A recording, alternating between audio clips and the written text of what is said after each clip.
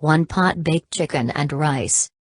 Ingredients: 5-6 ounces, bone-in, skin-on chicken thighs or legs. 1 tablespoon olive oil. Salt and freshly ground black pepper.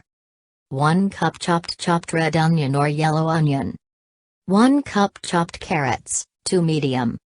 3/4 cup chopped celery, 2 small ribs. 1½ tablespoon minced fresh garlic, 4 cloves. 2 1/4 cups low-sodium chicken broth. 1½ tablespoon fresh lemon juice. 1 1/3 cups long-grain white rice. 2 teaspoons Italian seasoning. 1 teaspoon paprika. 3 tablespoons chopped parsley.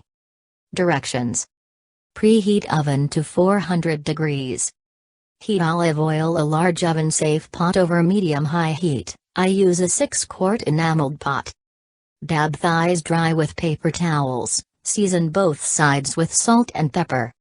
Place in pot skin side down, leaving space around each thigh. Let cook until golden brown on bottom, about 3 to 4 minutes.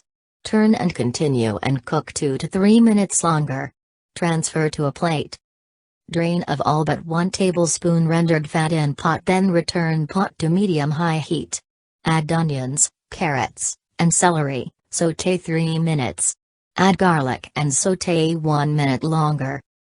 Pour in chicken broth and lemon juice and bring mixture to a boil. Meanwhile, in a small bowl stir together Italian seasoning and paprika. Season both sides of chicken with seasoning. Add rice into pot once broth reaches a boil, give it a quick stir.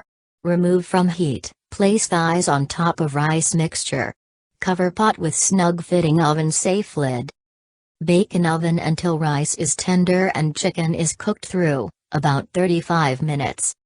Remove thighs from rice, add parsley to rice and fluff with a fork. Serve warm.